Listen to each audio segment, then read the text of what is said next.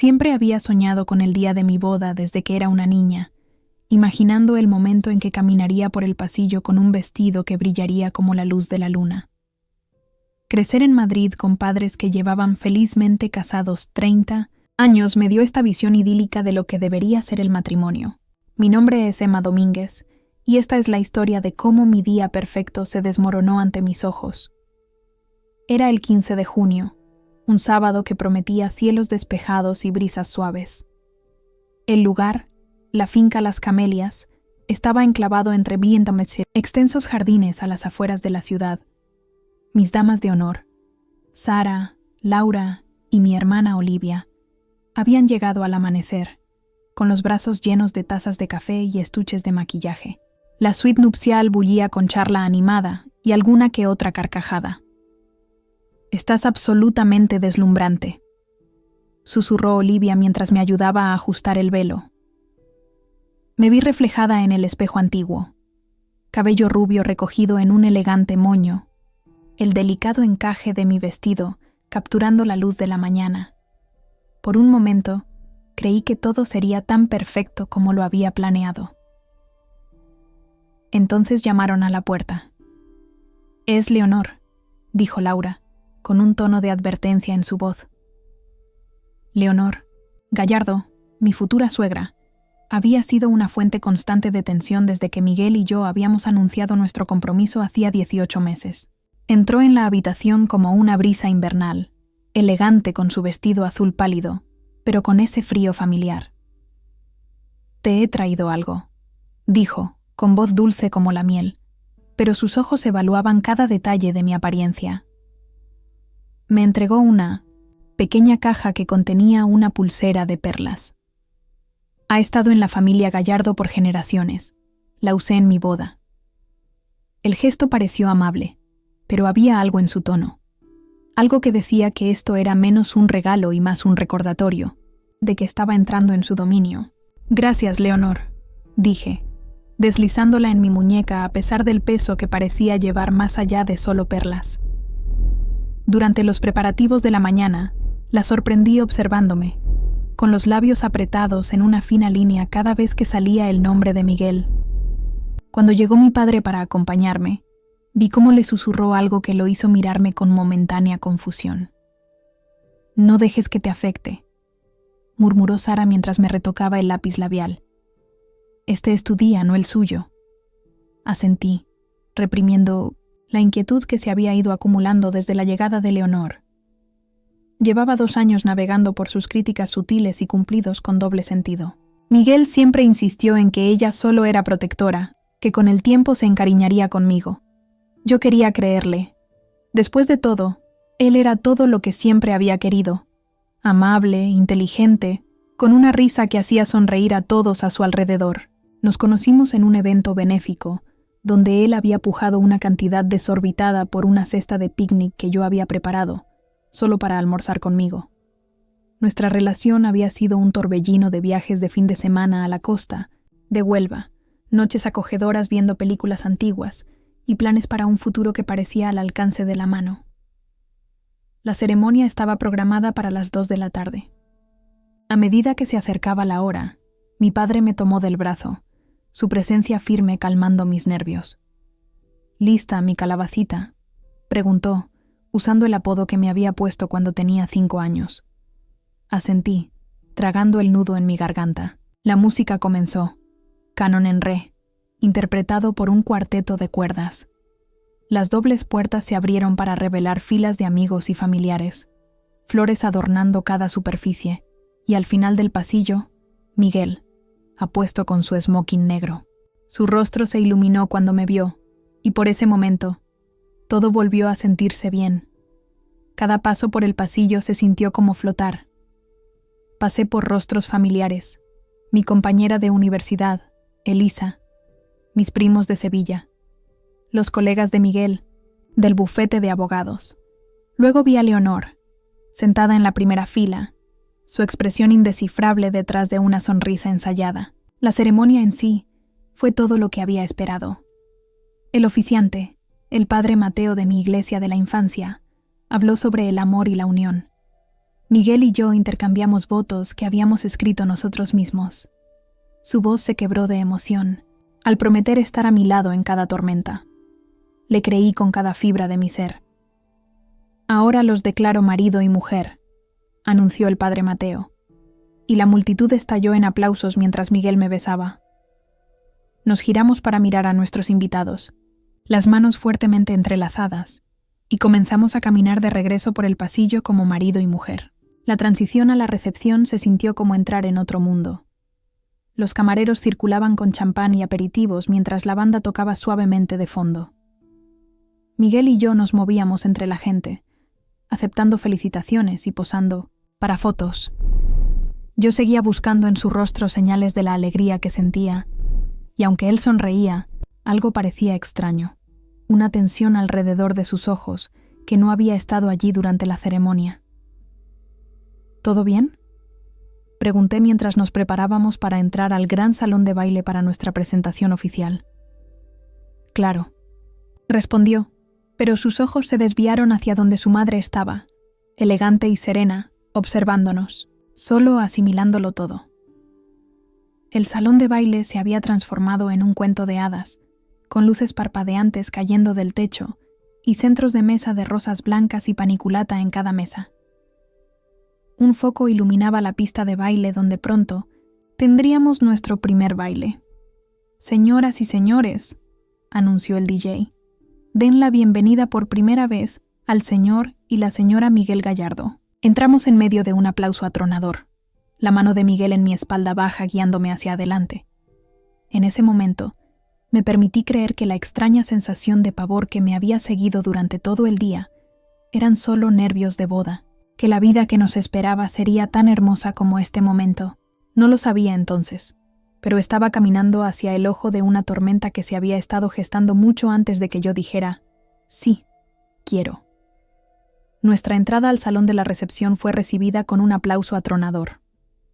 Las luces de 1970 hadas proyectaban un cálido resplandor sobre los rostros de nuestros seres queridos, mientras Miguel me guiaba hacia el centro de la sala donde compartiríamos nuestro primer baile.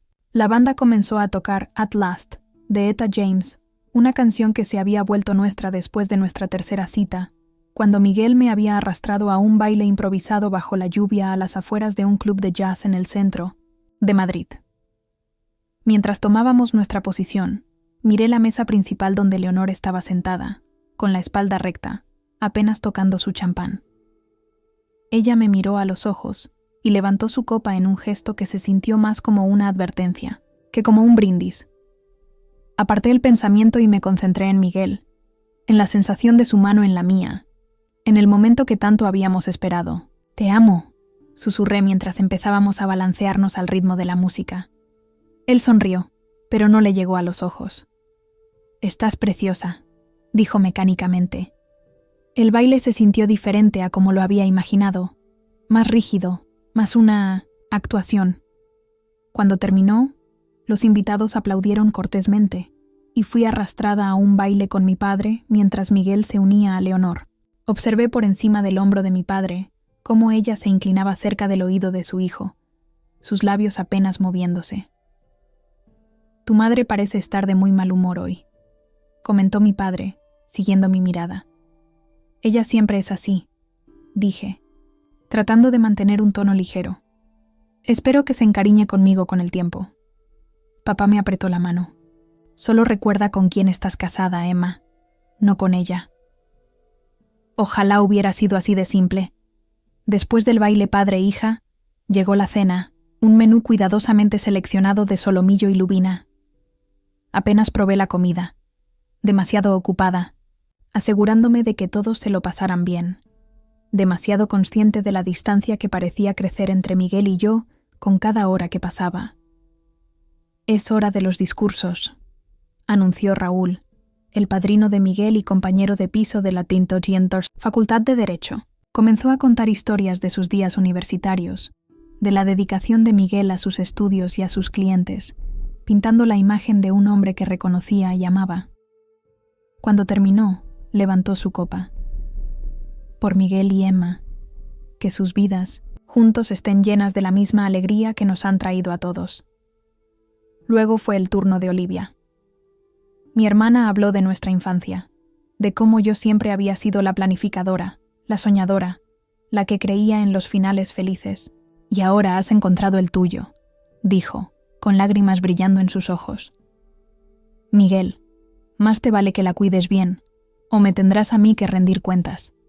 La sala se llenó de risas, pero noté a Leonor susurrándole de nuevo a Miguel, quien había vuelto a sentarse a mi lado después del plato principal. Lo que sea que le dijera, lo hizo ponerse rígido, su mano apretándose alrededor de su copa de champán.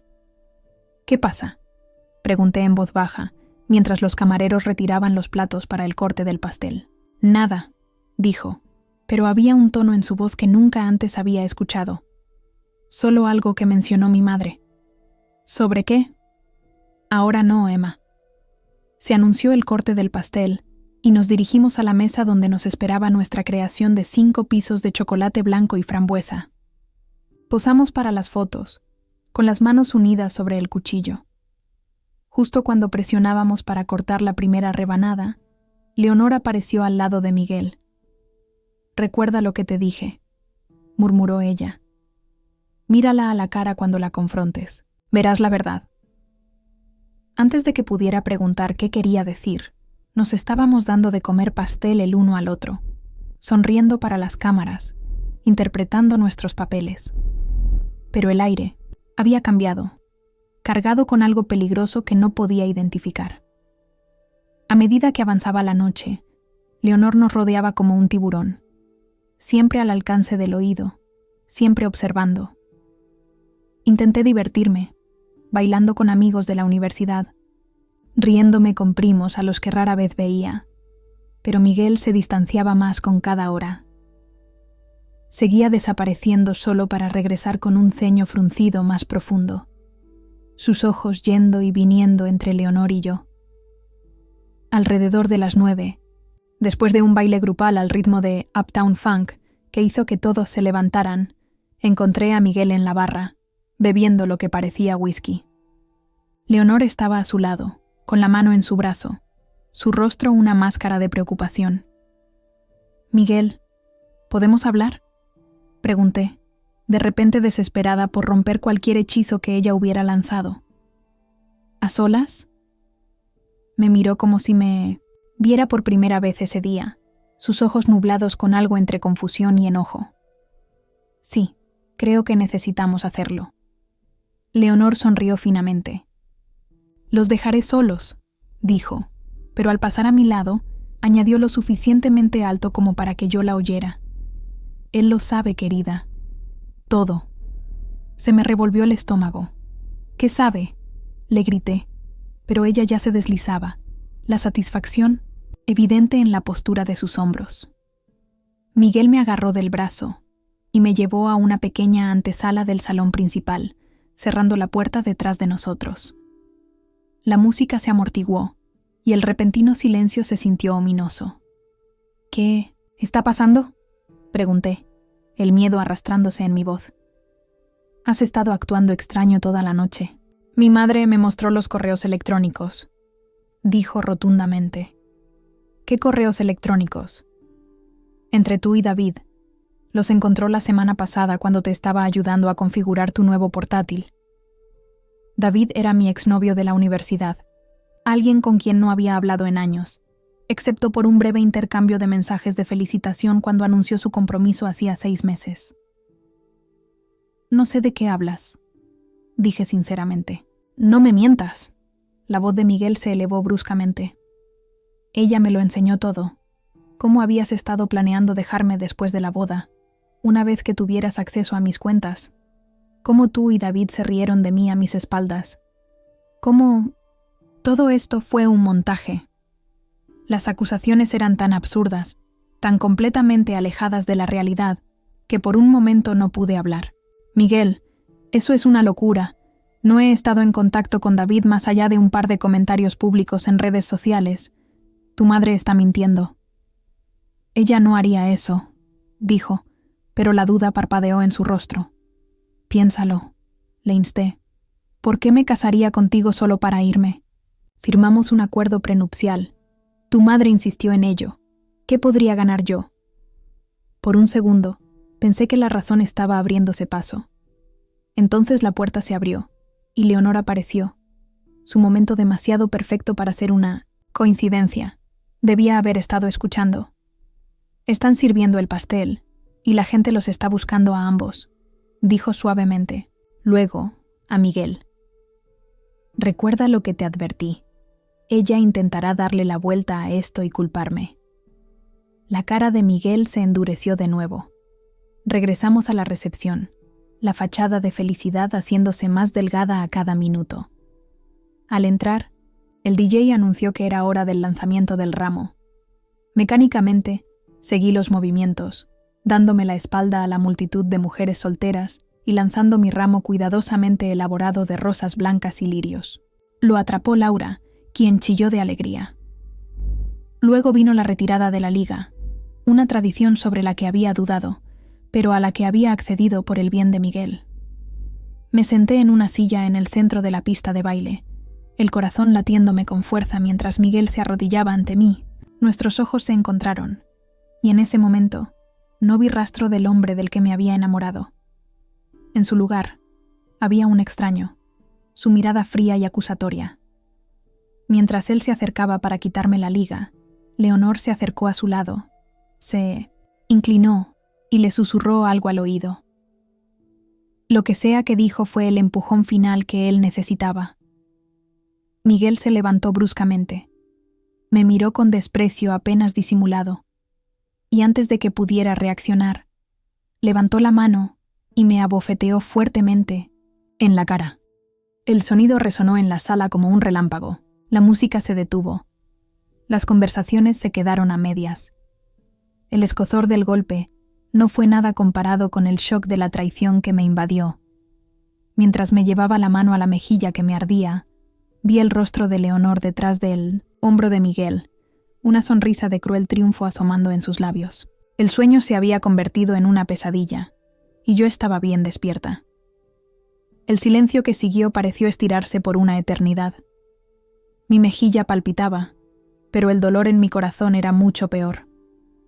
Miré a Miguel desde donde me había medio caído en la silla, incapaz de comprender cómo habíamos llegado a este momento. A nuestro alrededor, 200 invitados permanecían inmóviles por el shock, sus rostros una mezcla de horror e incredulidad. Mi hermana Olivia fue la primera en moverse, corriendo hacia mí con una mirada de furia que nunca le había visto en su dulce rostro. «¿Qué demonios te pasa?», le gritó a Miguel, colocándose entre nosotros como un escudo. Miguel permaneció rígido, con la mano aún levantada, como si él mismo no pudiera creer lo que había hecho. Detrás de él, la sonrisa triunfal de Leonor había desaparecido, reemplazada por una mirada de preocupación ensayada que no le llegaba a los ojos. Le puso una mano en el brazo a su hijo, como para consolarlo, la víctima en este escenario que ella había orquestado. «Miguel, cariño», dijo en voz alta para que los que estaban cerca la oyeran, «has bebido demasiado, salgamos». El director de la banda se aclaró la garganta torpemente en el micrófono.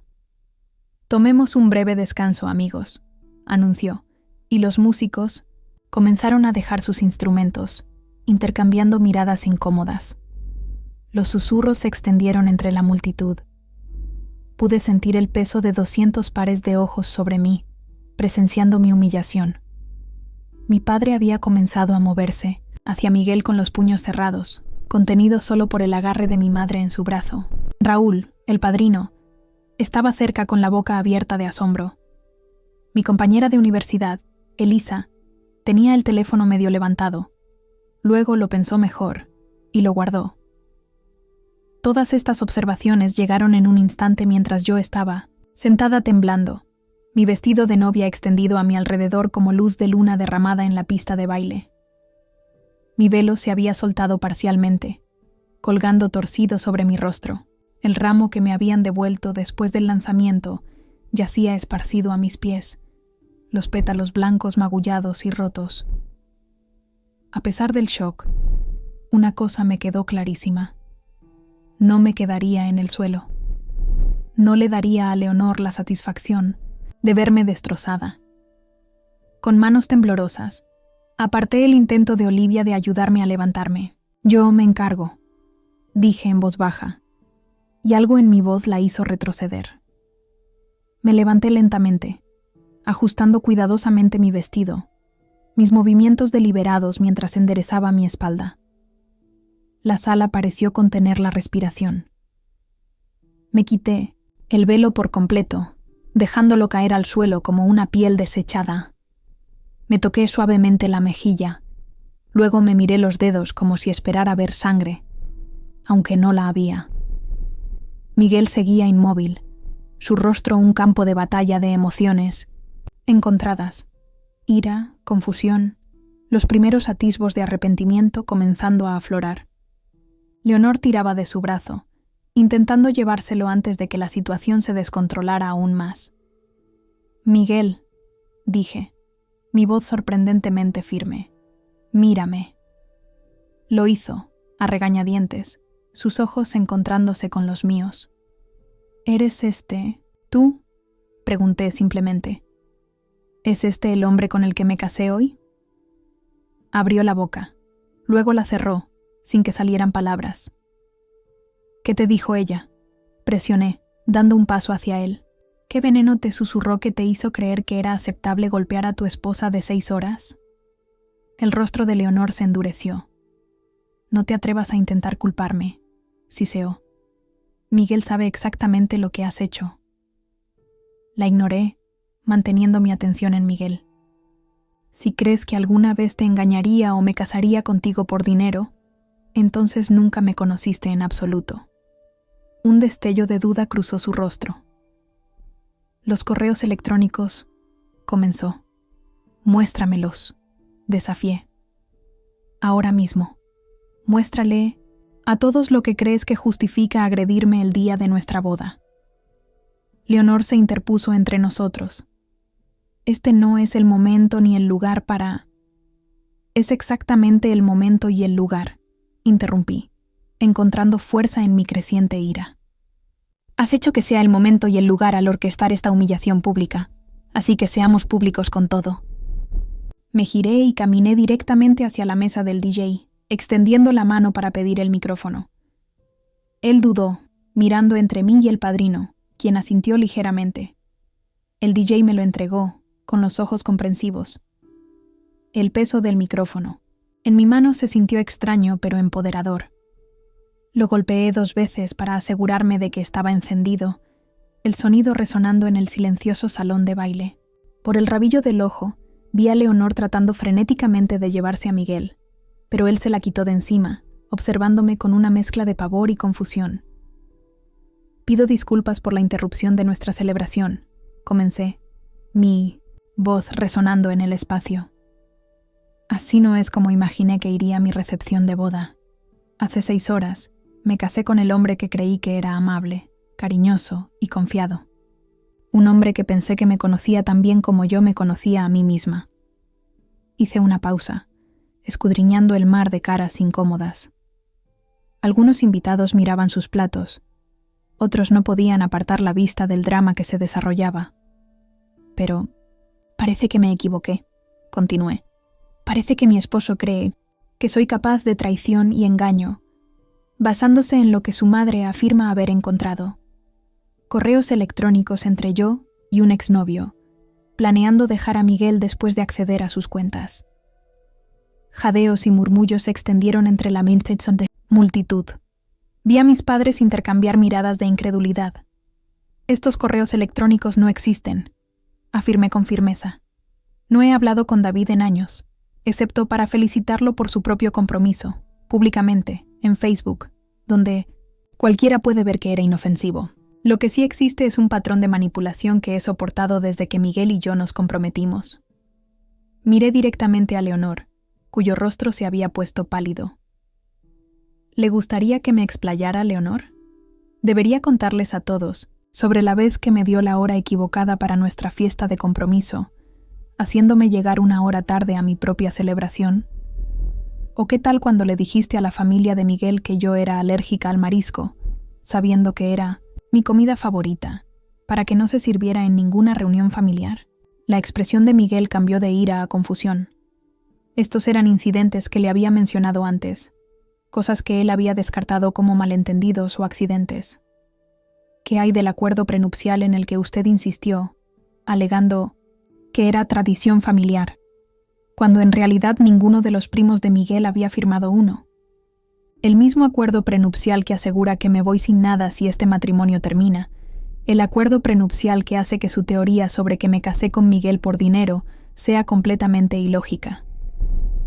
Leonor dio un paso adelante, su rostro, una máscara de indignación. ¿Cómo te atreves a hablarme así, después de todo lo que he hecho por esta boda, por ambos? No has hecho más que intentar sabotearnos desde el principio. La interrumpí, volviéndome hacia los invitados. Hace 3 semanas, Leonor se ofreció a ayudarme a configurar mi nuevo portátil. Al parecer, aprovechó esa oportunidad para fabricar pruebas de una aventura que nunca sucedió y convencer a su hijo de que soy una cazafortunas que nunca lo amó. Me volví hacia Miguel, quien permanecía inmóvil, la incertidumbre grabada en sus facciones. Lo triste es que sí te amaba, más que a nada. Pero un hombre que creería lo peor de mí, sin siquiera preguntar mi versión, un hombre que me golpearía delante de todos los que conocemos. Ese no es un hombre con el que pueda seguir casada. Mi voz se quebró en las últimas palabras, la primera señal de la emoción que intentaba contener desesperadamente. Le entregué el micrófono al DJ y caminé hacia la salida, consciente de cada paso, negándome a correr a pesar de la necesidad casi abrumadora de huir. Al llegar a las puertas dobles del salón de baile, escuché a Miguel gritar mi nombre. Me detuve pero no me giré, esperando. «Emma, espera». Yo no... Los correos parecían reales. Miré por encima del hombro, observando la escena por última vez. Las hermosas decoraciones que habíamos pasado meses planeando, el pastel a medio cortar en su mesa, los invitados confundidos y horrorizados, el rostro de Leonor contraído por la rabia y el miedo, y Miguel, el hombre a quien había prometido amar para siempre hacía solo unas horas, de pie solo en el centro de todo. «Adiós, Miguel», dije simplemente. Luego empujé las puertas y salí, mis pasos resonando en el suelo de mármol de la finca Las Camelias. Afuera, la tarde de junio era templada. Las estrellas apenas comenzaban a aparecer en el cielo, que oscurecía. Tomé una profunda bocanada de aire fresco, sintiendo como si estuviera saliendo a la superficie después de haber estado bajo el agua. No tenía un plan, ni idea de a dónde ir o qué hacer a continuación. Solo sabía que no podía quedarme. Escuché que las puertas se abrían detrás de mí y me giré, esperando a Miguel, pero eran Sara, Laura y Olivia, sus rostros una mezcla de preocupación y enojo protector. «Vamos contigo», dijo Olivia, sin dejar lugar a discusión en su tono. «Papá está trayendo el coche». Mientras esperábamos, miré hacia la elegante fachada del lugar, donde la boda de mis sueños se había convertido en una pesadilla. Sin embargo, de alguna manera, a pesar del dolor y la humillación, sentí una extraña sensación de liberación. Había encontrado mi voz cuando más importaba. La verdad había sido mi arma, y con ella me había liberado. El Audi de mi padre se detuvo, en la entrada de la finca Las Camelias, los faros iluminando el camino empedrado donde yo estaba con mis damas de honor. Papá no dijo una palabra al ver mi mejilla enrojecida. Solo apretó la mandíbula y abrió la puerta del pasajero. Las 5 nos apretamos de alguna manera en el coche. Yo delante, las chicas detrás, y nos alejamos de lo que se suponía que iba a ser el día más feliz de mi vida. «¿A dónde?», preguntó papá, con la voz tensa por la ira contenida. No había pensado tan lejos. La suite del hotel que Miguel y yo habíamos reservado para la noche antes de volar a nuestra luna de miel en Hawái, al día siguiente estaba fuera de discusión. «Tu casa», decidí. Mi hogar de la infancia en un barrio tranquilo de Madrid parecía el único puerto seguro en un mundo repentinamente tormentoso. Mientras conducíamos por los tranquilos suburbios de Madrid, mi teléfono estalló con notificaciones. Mensajes de texto de invitados preocupados, llamadas perdidas de Miguel y, lo más sorprendente, un mensaje de voz de la propia Leonor. Lo puse en silencio y miré por la ventana, viendo cómo los barrios familiares se desdibujaban. ¿Quieres hablar de ello?, preguntó Olivia desde el asiento trasero. Todavía no, respondí, mi voz sonando distante incluso para mis propios oídos. Cuando llegamos a casa, mamá estaba esperando en la puerta. Debió de haberse ido de la recepción justo después de nosotras. Me envolvió en un abrazo silencioso. Luego me llevó arriba a mi antigua habitación, todavía conservada de mis días de instituto. Trofeos del equipo de debate en la estantería, un banderín de la Universidad Complutense en la pared, fotos de amigos con los que había perdido el contacto hace años. «Te prepararé un baño», dijo, apretándome la mano antes de desaparecer en el baño contiguo. A solas, finalmente dejé que las lágrimas brotaran. No lágrimas silenciosas y dignas, sino sollozos feos y desgarradores que parecían arrancados de lo más profundo de mí. Lloré por el amor que creía tener, por el futuro que se había evaporado en un instante, por la humillación pública que me seguiría mucho después de que el dolor físico se desvaneciera. Cuando salí del baño una hora después, envuelta en mi vieja bata de franela, mi hermana estaba sentada en mi cama con una taza de té de manzanilla y una expresión decidida. «Deberías ver lo que está pasando en línea», dijo, pasándome su teléfono. Un video ya se había vuelto viral. Imágenes temblorosas del teléfono de un invitado que mostraban la bofetada de Miguel, mi caída y mi posterior discurso en el micrófono. Los hashtags eran tendencia. En boda infernal y la historia de Emma, extraños. Debatían lo que había sucedido, tomando partido, especulando salvajemente sobre los correos electrónicos que Leonor había mencionado. «Apágalo», dije, devolviéndole el teléfono. «No puedo con esto ahora». «Pero necesitas saberlo. La gente está de tu lado, Em. ¿Ese discurso que diste? Dejaste a Leonor al descubierto por completo». Sorbete el té, dejando que el líquido caliente me calmara la garganta áspera. No se siente como una victoria. «Quizás hoy no», concedió Olivia, «pero algún día mirarás hacia atrás y te sentirás orgullosa de no haberla dejado ganar». La mañana siguiente trajo claridad junto con el amanecer que se filtraba por la ventana de mi habitación de la infancia.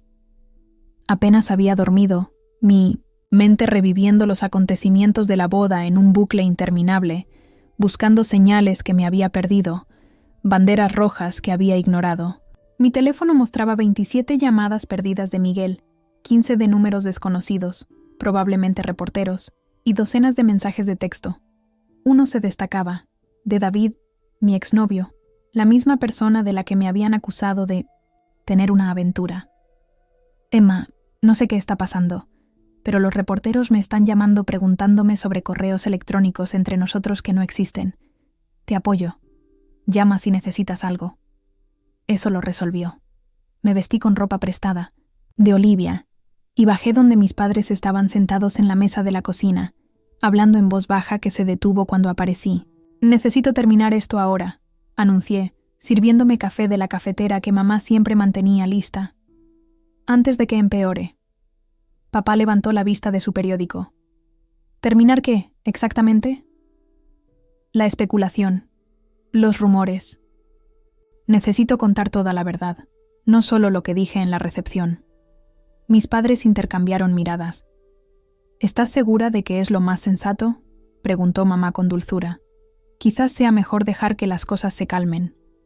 Negué con la cabeza. «No se calmarán, no con ese video circulando. Y además, Leonor probablemente ya estará contando su versión de los hechos a cualquiera que la escuche». Como si fuera una señal, mi teléfono sonó. Laura llamando. Puse el altavoz. «Necesitas ver esto», dijo sin preámbulos. Leonor dio una entrevista al Diario de Madrid. Afirma que tuviste un ataque de nervios en la boda, que has estado inestable durante meses y que Miguel solo estaba tratando de calmarte cuando alguien grabó el video fuera de contexto. Mi mano se apretó alrededor de la taza de café. ¿Me está llamando loca? ¿Después de lo que hizo? Eso no es todo, continuó Laura. Dice que el acuerdo prenupcial que firmaste tenía una cláusula de moralidad que estabas tratando de eludir provocando a Miguel a la violencia.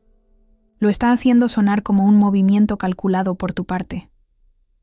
Lo absurdo de aquello casi me hizo reír. ¿Una cláusula de moralidad? El acuerdo prenupcial eran 20 páginas de jerga legal sobre activos financieros. ¿Cree que no se lo enseñaré a un periodista? Eso me dio una idea. Le di las gracias a Laura y colgué. Luego me dirigí a mis padres. Necesito un abogado. Y luego necesito un periodista amigo. Al mediodía tenía ambos.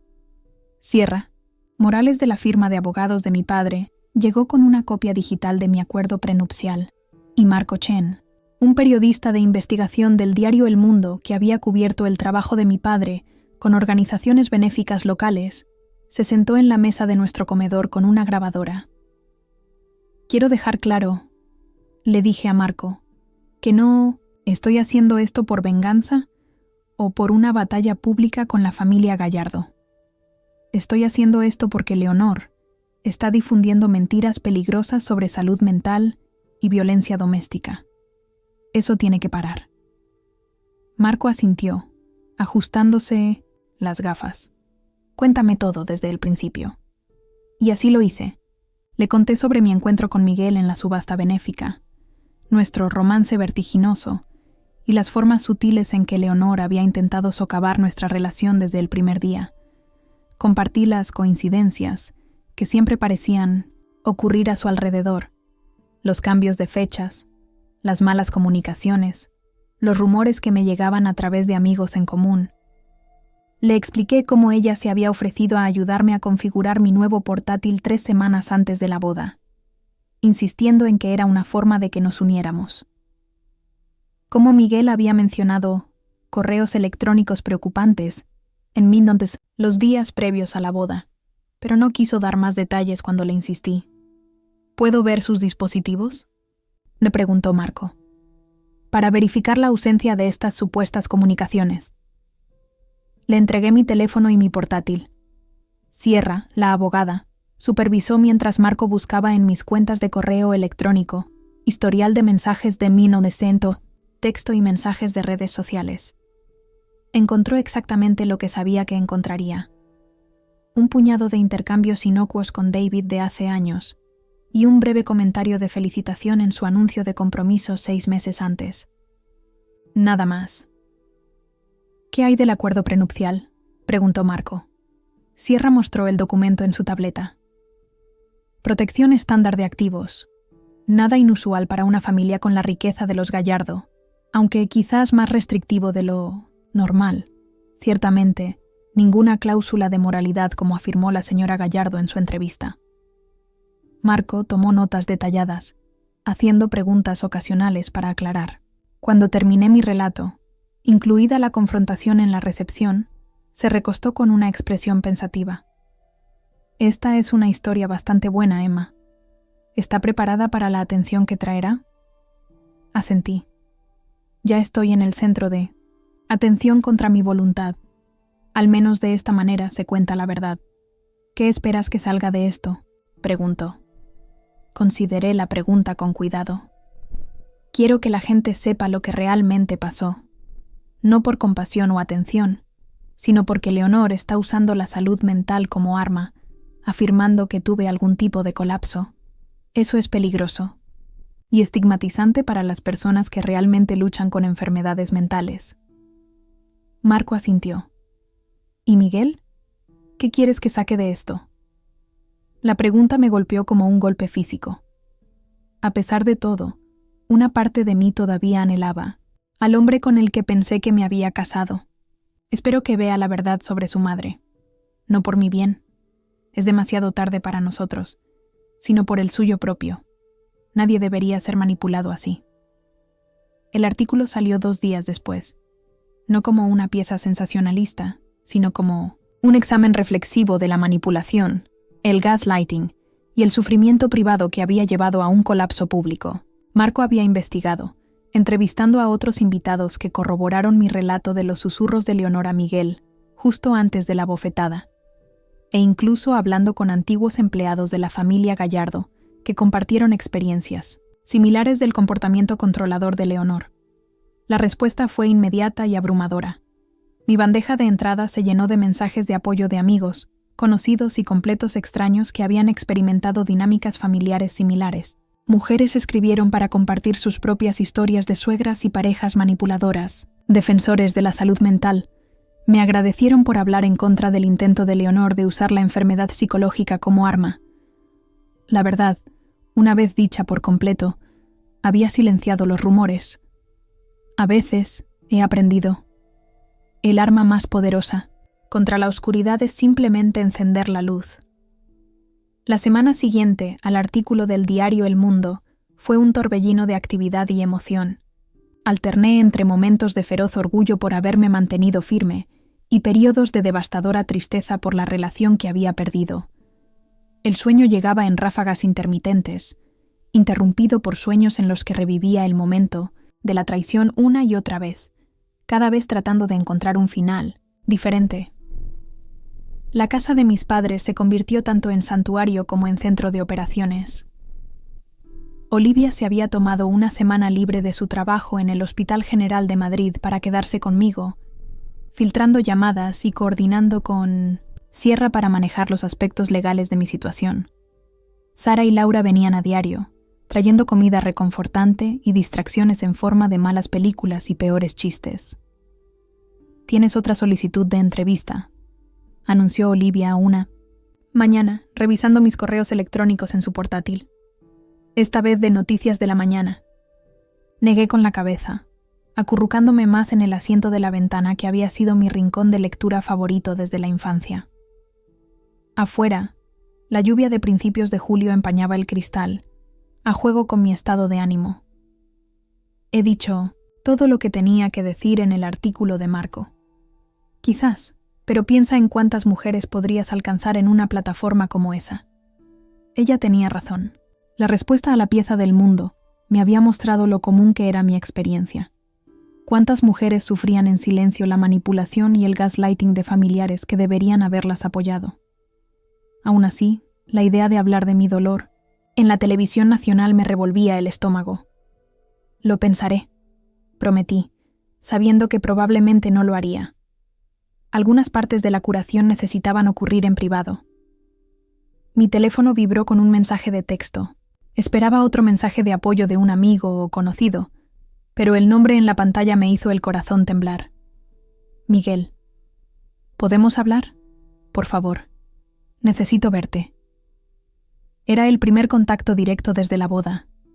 Había oído a través de amigos, en común que había pospuesto la luna de miel indefinidamente y se había tomado una excedencia de su bufete de abogados. Raúl había mencionado que Miguel no se estaba quedando en su propio apartamento ni en casa de Leonor, sino que se había registrado en un hotel en el centro. Me quedé mirando el mensaje hasta que la pantalla se apagó, sin saber cómo responder o si debía responder en absoluto.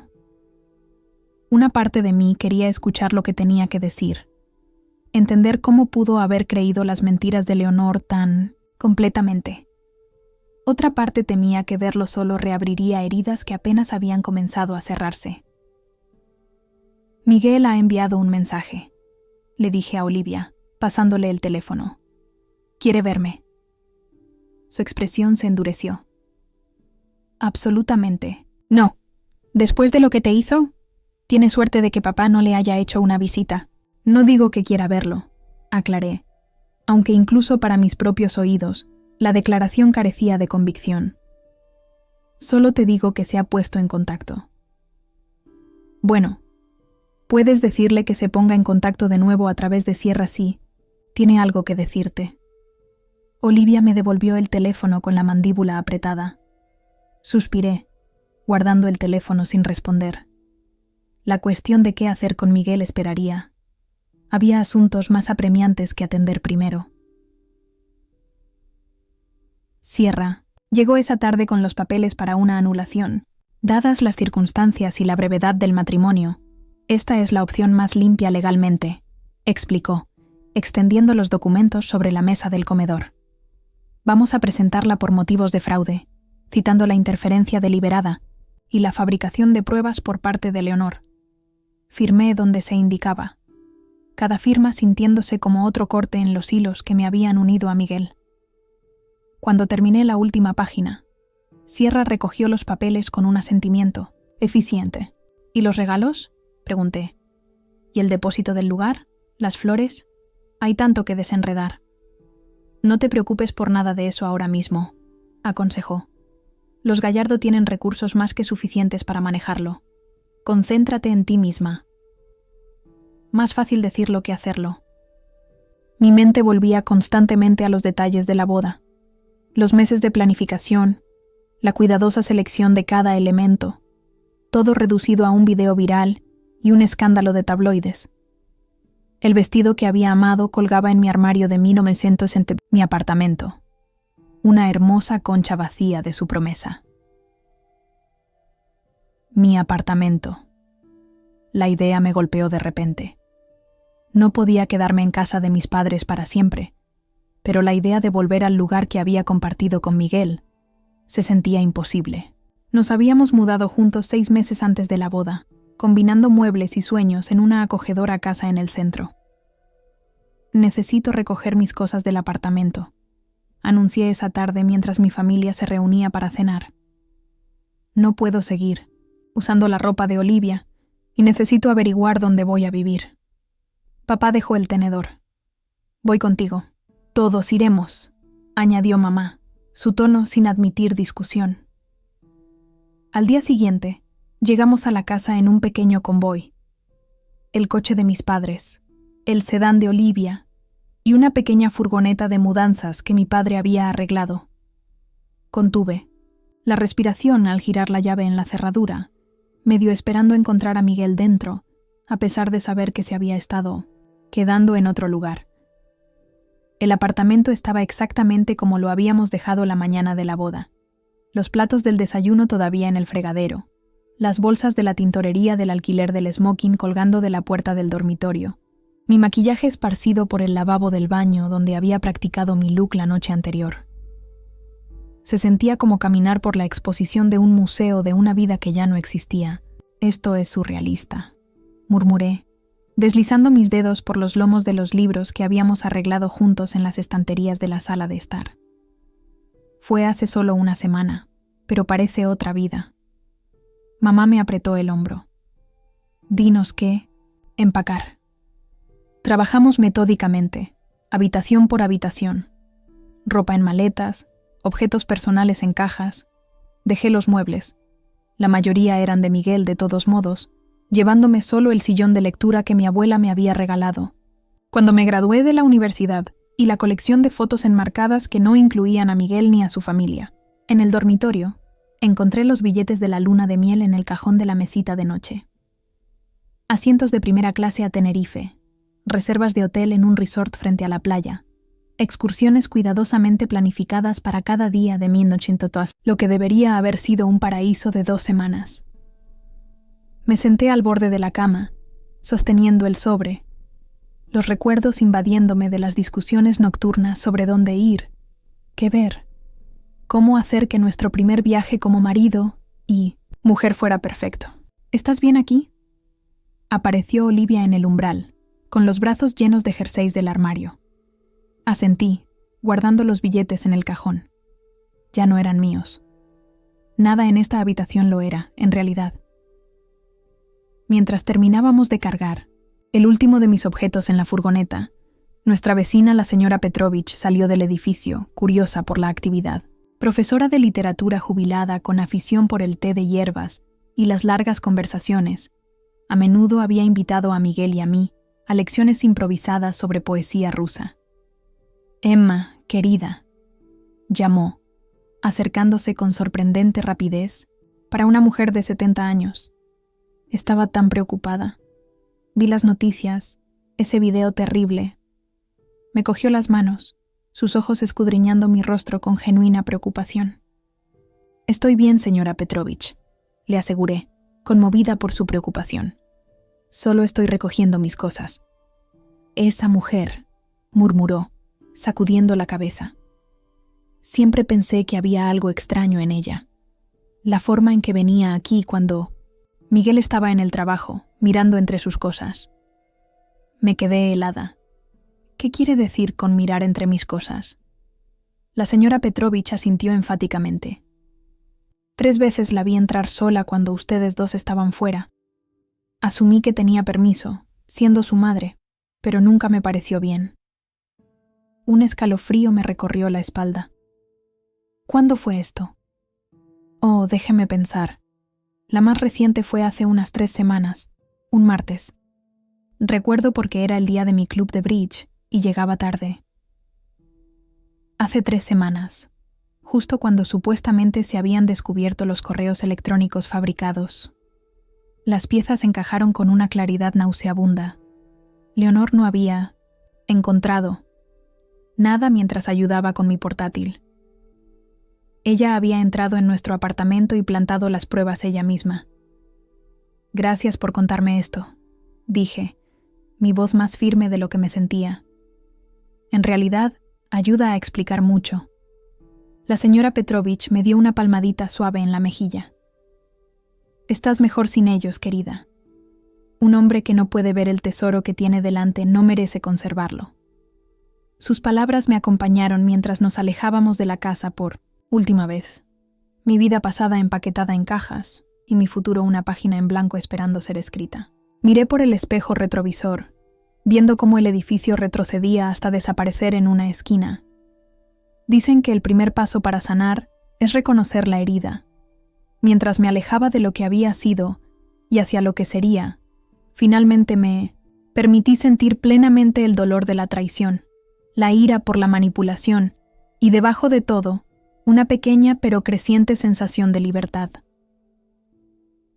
Septiembre trajo aire fresco y hojas cambiantes a Madrid, un recordatorio de la naturaleza, de que la transformación era una parte natural del ciclo de la vida. Habían pasado 3 meses desde el desastre del día de la boda, y yo me había instalado en un nuevo ritmo, una nueva vida que a veces parecía pertenecer a otra persona por completo.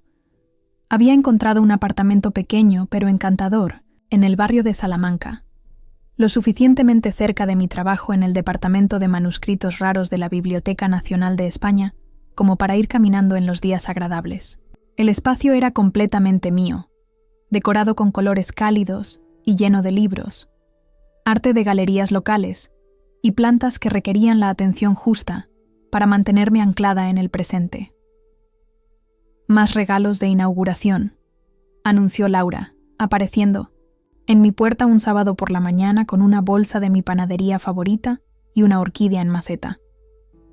Aunque quizás ya estés completamente calentita en casa. Me reí, haciéndola pasar. El apartamento quizás sí, pero yo todavía estoy trabajando en mí misma. Era cierto. Las secuelas emocionales de la boda habían sido complicadas y continuas.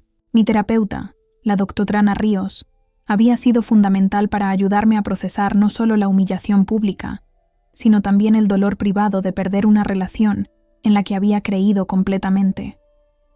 Algunos días eran más fáciles que otros. Laura se acomodó en mi sofá, quitándose los zapatos y metiendo los pies debajo de ella.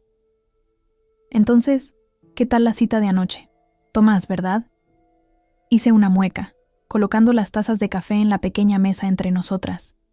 Buen chico, mal momento, no estoy lista. Justo, concedió ella, tomando un sorbo de café. Sin prisa. El ritmo de la curación no podía forzarse, estaba aprendiendo. Algunas heridas necesitaban tiempo, espacio y cuidado suave. La naturaleza, viral de mi experiencia, había añadido una capa extra de complejidad. Los extraños aún me reconocían ocasionalmente en la calle, y mis cuentas de redes sociales habían ganado miles de seguidores, muchas de ellas mujeres que compartían historias similares de manipulación familiar y traición. Había canalizado esa plataforma inesperada hacia algo significativo, comenzando un blog donde escribía sobre abuso emocional, gaslighting y el camino hacia la recuperación. Lo que había comenzado como una catarsis personal había evolucionado hasta convertirse en una comunidad de apoyo. No era terapeuta ni experta. Lo dejé claro en cada publicación. Pero había poder en la experiencia compartida, en saber que no estaba sola. Mi teléfono vibró con un mensaje de texto de Olivia. El reportaje de CNN acaba de salir. ¿Lo has visto? No lo había visto. Después de rechazar las entrevistas televisivas, me sorprendió cuando un productor de CNN se puso en contacto para un reportaje especial sobre manipulación emocional y dinámicas familiares, inspirado, en parte por mi historia. Había accedido a una breve entrevista, con el entendimiento de que el reportaje se centraría más ampliamente en los patrones psicológicos, en lugar de sensacionalizar mi experiencia específica. ¿Quieres verlo juntas? Y preguntó Laura cuando mencioné el mensaje. Asentí, encontrando el enlace en mi portátil y conectándolo a la televisión. El segmento estaba bien hecho, con comentarios de psicólogos junto con fragmentos de mi entrevista. Habían usado solo breves clips del video de la boda, centrándose en cambio en las secuelas y la conversación más amplia que había provocado. La reportera también había entrevistado a otras mujeres con experiencias similares, creando un tapiz de historias que destacaban la naturaleza insidiosa de este tipo de abuso. Deberías estar orgullosa, dijo Laura cuando terminó. Has convertido algo horrible en algo que está ayudando a la gente. Sentí un calor extenderse por mí, no exactamente felicidad, sino propósito. También me ayuda a mí. Hace que se sienta menos sin sentido. Nos interrumpió otro mensaje de texto, de un número desconocido. Casi lo ignoré hasta que vi la vista previa. Emma, soy Miguel. Sé que probablemente no quieres saber de mí, pero acabo de ver el reportaje de CNN y... Se me subió el corazón a la garganta. No había hablado con Miguel desde el día de la boda, comunicándome solo a través de abogados mientras finalizábamos la anulación. El proceso legal se había completado hacía un mes, disolviendo el matrimonio como si nunca hubiera existido, aunque la realidad emocional era mucho más compleja. «Es él, ¿verdad?», preguntó Laura, leyendo mi expresión. «No, tienes que responder». «Lo sé», dije, pero me encontré abriendo el mensaje de todos modos. «Emma, soy Miguel. Sé que probablemente no quieres saber de mí, pero acabo de ver el reportaje de CNN y necesitaba decirte cuánto lo siento. No solo por lo que pasó en la boda, sino por todo lo anterior, por no ver lo que mi madre estaba haciendo, por no confiar en ti, por fallarte en todo lo posible.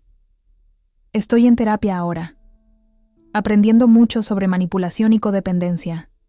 No espero tu perdón. Solo quería que supieras que lo que estás haciendo es importante y valiente. Siempre fuiste la persona más fuerte que conocí». Me quedé mirando el mensaje, una tormenta de emociones arremolinándose dentro de mí. Ira, tristeza, un atisbo de reivindicación y debajo de todo, un sorprendente hilo de compasión. No por lo que él había hecho, sino por la realidad de que él también había sido víctima de Leonor de muchas maneras. «¿Estás bien?», preguntó Laura suavemente. Asentí, dejando el teléfono sin responder. «Lo estaré». Más tarde esa tarde, después de que Laura se fue a casa, me encontré pensando en el mensaje de Miguel y todo lo que representaba. La disculpa no borraba lo que había sucedido, pero era un recordatorio de que la curación no solo me estaba ocurriendo a mí, sino que estaba ocurriendo a mi alrededor, en efectos dominó que no siempre podía ver. Abrí mi portátil y comencé a escribir una nueva entrada en el blog, mis dedos volando sobre el teclado mientras exploraba la complicada naturaleza del perdón, no como una obligación hacia los demás, sino como un regalo para uno mismo. Para cuando terminé, el amanecer se asomaba sobre el horizonte de Madrid, pintando el cielo en suaves rosas y oros. 2 semanas después, recibí un correo electrónico inesperado de una agente literaria que había estado siguiendo mi blog. Estaba interesada en discutir la posibilidad de convertir mis experiencias y conocimientos en un libro, no una memoria sensacionalista, sino una exploración reflexiva de las dinámicas familiares, la manipulación emocional y el viaje hacia la curación. La idea era a la vez aterradora y estimulante. Escribir había sido terapéutico para mí, pero la idea de expandirlo a algo más sustancial, algo que pudiera llegar a más personas que necesitaban escuchar que no estaban solas, eso era un propósito digno de consideración. Llamé a la doctora Ríos para discutirlo durante nuestra próxima sesión, sentada en la cómoda silla de cuero de su consulta que me había sostenido a través de lágrimas, rabia y pasos graduales hacia la paz. ¿Qué te preocupa de la idea del libro?, preguntó después de que le expliqué la oportunidad. Consideré la pregunta con cuidado. ¿Qué significaría seguir definiéndome por el peor día de mi vida? ¿Que me quedaría atrapada en ese momento para siempre? Ella asintió pensativamente. ¿Y qué te entusiasma? La oportunidad de ayudar a otros a reconocer estos patrones antes de que escalen. La oportunidad de tomar algo destructivo y transformarlo en algo constructivo. Me parece, dijo la doctora Ríos, que ya has estado haciendo exactamente eso con tu blog. La pregunta no es si te definirán por lo que pasó. Claramente ya lo has superado. La pregunta es si este formato particular para continuar tu trabajo de curación te parece adecuado. Su replanteamiento cambió algo en mi perspectiva. Ya no era la novia abofeteada en su recepción. Eso fue algo que me sucedió. No quien yo era. Era Emma Domínguez, una mujer que había enfrentado la traición con dignidad, que había reconstruido su vida pieza por pieza, que había encontrado un propósito al compartir su viaje con otros que necesitaban escucharlo. El sábado siguiente, me reuní con la agente literaria en un tranquilo café cerca de la Plaza Mayor. Raquel Vidal era cálida pero directa, delineando su visión para el libro mientras enfatizaba que yo mantendría el control creativo sobre mi historia. Nos gustaría ir más allá de tu experiencia, explicó. Entrevistas con expertos, historias de otros que han pasado por situaciones similares, orientación práctica para reconocer la manipulación y reconstruirse después de la traición. Sonaba bien, una forma de honrar lo que había vivido sin ser consumida por ello, una oportunidad de crear algo significativo a partir del dolor. Estoy interesada, le dije. Pero necesito ser clara en una cosa. Esta no es una historia de venganza. No se trata de demonizar a nadie, ni siquiera a Leonor. Se trata de entender estas dinámicas y encontrar un camino a seguir. Raquel sonrió. Es exactamente por eso que te contacté. Tu blog nunca cae en la amargura o el sensacionalismo. Eso es raro y valioso. Mientras nos dábamos la mano para sellar nuestro acuerdo tentativo, sentí una sensación de posibilidad desplegarse dentro de mí, no solo por el libro, sino por la vida más allá de la sombra de ese día de boda. Caminando a casa por la ribera del Manzanares, observé los veleros deslizarse sobre el agua, sus velas blancas brillantes contra el cielo azul de septiembre. Un año atrás, no podría haber imaginado estar donde estaba ahora. No podría haber vislumbrado la fuerza que encontraría en la vulnerabilidad o el propósito que descubriría al compartir mi verdad. El camino a seguir no era perfecto ni certero. Seguiría habiendo días difíciles, momentos en los que el dolor se sentiría fresco de nuevo, desafíos que aún no podía ver. Pero por primera vez desde aquella fatídica tarde de junio, me sentí genuinamente esperanzada sobre el futuro, no a pesar de lo que había sucedido, sino por cómo había elegido responder a ello. Mi teléfono vibró con un mensaje de Olivia. ¿Cena en casa de papá y mamá esta noche? Sara y Laura también vienen. Sonreí, tecleando rápidamente un «no me lo perdería». El apoyo de quienes me habían acompañado en los momentos más oscuros había sido mi cimiento, permitiéndome reconstruir sobre terreno firme. Mientras cruzaba el puente hacia el centro de Madrid, me detuve para observar el río fluyendo constantemente, bajo mis pies, constante, pero siempre cambiante. La vida era así también. Nos impulsaba hacia adelante incluso cuando nos sentíamos atascados. Nos llevaba hacia nuevas orillas incluso después de las tormentas. No podía cambiar lo que había sucedido en la finca Las Camelias aquel día de junio. No podía borrar la humillación pública ni el desamor privado. Pero podía elegir lo que esas experiencias significaban para mí y cómo daban forma a la mujer en mí, la que me estaba convirtiendo. Y eso, estaba aprendiendo, era el comienzo más poderoso de todos.